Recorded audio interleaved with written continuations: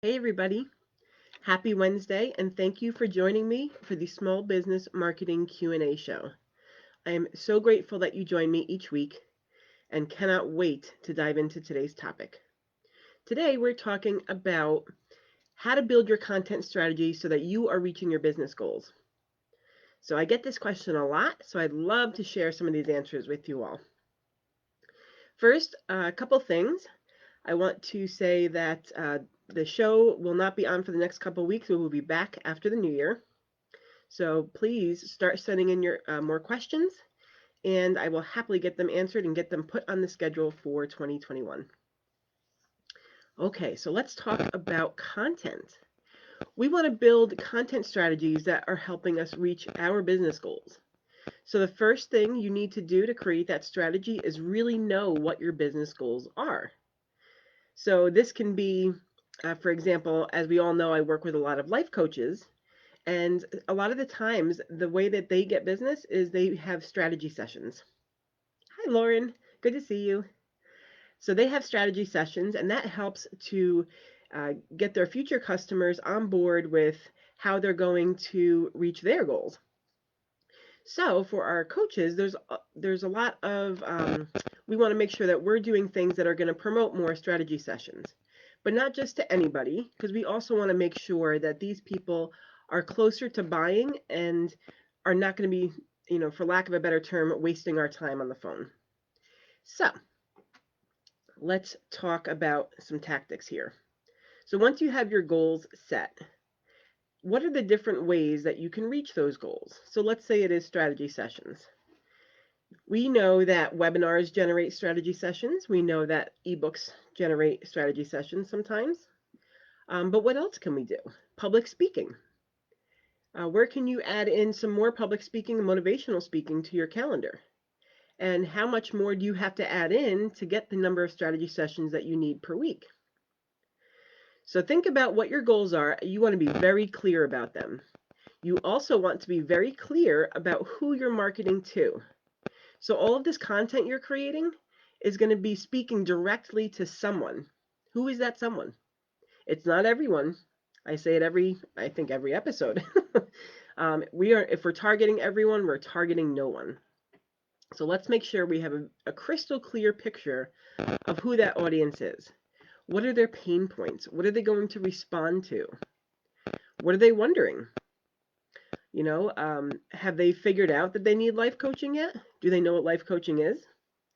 There are so many different pieces of content that you can create with just the knowledge you have in your own head already. Remember, you're the expert. You know all of this and you take it for granted. I do the same thing all the time, so don't feel bad. I certainly, there's just things in my head that I'm like, well, naturally, yeah, I would do that. But I forget that it's not common knowledge to everyone. So keep that in mind. You have way more in your head than you give yourself credit for.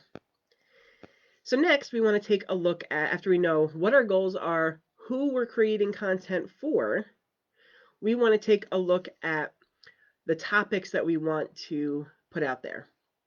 So sometimes you want to get this as much as you can from your customers themselves. What questions are they asking? What are they responding to in your current content? And if you don't have, a huge customer base yet where you can really figure that out, websites, and I've mentioned this one before, like answerthepublic.com, you can run a few searches for free each day or upgrade to their paid program. But you can put in topics and you can see all of the questions that are being asked around those topics. So you can get a great idea of what people want to know, and you can address all of that in your content. So now that you kind of, have an idea of the topics of your content, we want to make this more manageable. So if we have, now let's say, for example, if I was teaching social media one month, I could set that theme for the whole month. And believe me, there's plenty to talk about around social media, right? So each week I could create a new piece of content that has to do with something under the social media umbrella. And then from there, we can make more uses out of those initial pieces of content. So let me give you an example. So let's say I record a video that talks about um, how to make your content for social media.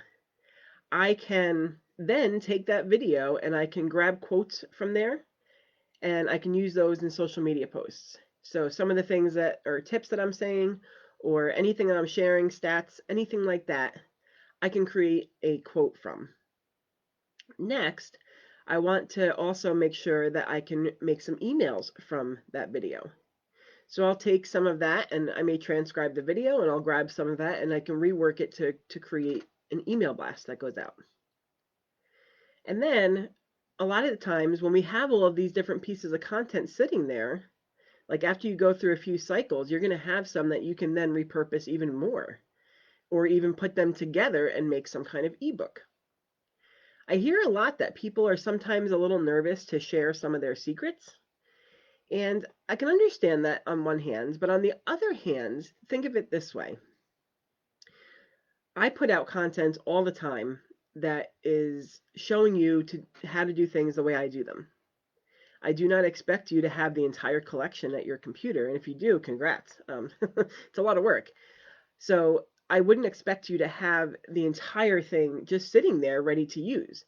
I would expect that you see them here and there. You're probably not seeing every single one of my posts because that's just not how social media works. Not everybody sees every single post. So to think that somebody could take all of your tips and create a playbook, it's a little far-fetched. It's a lot of work for somebody to do. And even if, I mean, I have said to people, you can go back and listen to all my episodes, you can look at the freebies I've given out, and you can probably do what I do. But to do that, to actually go through and get every single piece of content that I've put out, I wouldn't take the time to do it. So, right, if you do, congrats. So, let's think about how we can put some tips out there, make it so that people want to learn more. You're giving them little golden nuggets at a time, and then you can create bigger pieces that have all of those tips in one. And maybe that's your next ebook, or it could be a paid product down the line. It's definitely something to consider. So when you are creating your higher level themes for the month, then you can map out, what each week might be, how the focus would be in that week. So we also want to make sure that we are saving some time on actually putting the content out there. So this is where you can use content schedulers. My favorite is Buffer. I'll put a link in the comments here. Buffer has a free version that allows up to 3 platforms, but it's one of the smoothest platforms for social sharing, especially with Instagram, because that can be a little finicky. And a lot of platforms you can schedule it on the computer, but then you have to go to your phone to actually post it. And Buffer is different. Once Instagram opened that up to allow automatic posting, they were one of the first ones to hop on board. And they have a lot of their algorithms really speak to the individual platforms very well. So you can tag people and everything else. So, and it'll pull up hashtags and a lot of good information. So I do recommend using Buffer to get everything scheduled. You can get everything put out for the week. And don't be afraid to try to do more live videos. They are really gaining a lot of traction and people are interested in what you have to say. Otherwise, they're not going to be following you. So talk with people, communicate with them. You want to show your human side. We're all human, and people want to know that they're doing business with other humans and not just faceless corporations. I feel like we're moving away from the big box store kind of setup where we're all starting to recognize, especially right now, that our small businesses really need us. So anytime that you can put it out there and be a small business and be proud of what you're doing and grow your following, I love it. It's a wonderful thing. So let's recap a little bit. We are going to make sure we have some solid, measurable goals. We are going to make sure that we know exactly who we are speaking to. We're going to have monthly themes where we can kind of hone in on our content so we know exactly what we want to present each week. We're going to find questions from people either on Answer the Public or by surveying your own customers. We want to know what those questions are so we know what kind of content to create. We're going to repurpose our content so that we have We can create multiple pieces from, say, one video or one blog post. We want to be able to create as much as possible from one piece. My goal, by the way, is 5 for every piece that I put out. And we want to find a solid way to schedule our content so that we're not spending time literally at the computer every day trying to put stuff out. We want to set it up for the week and forget about it and just be there to answer questions and engage with consumers. I hope this has helped you. I will be having a new mini course coming out that will show you exactly how to map out your content strategy, and that will be available for the new year. I hope you've enjoyed this episode. Once again, we're going to take a holiday break, and we will see you bright-eyed and bushy-tailed in the new year. Have a wonderful day, and I look forward to seeing you soon. Happy holidays.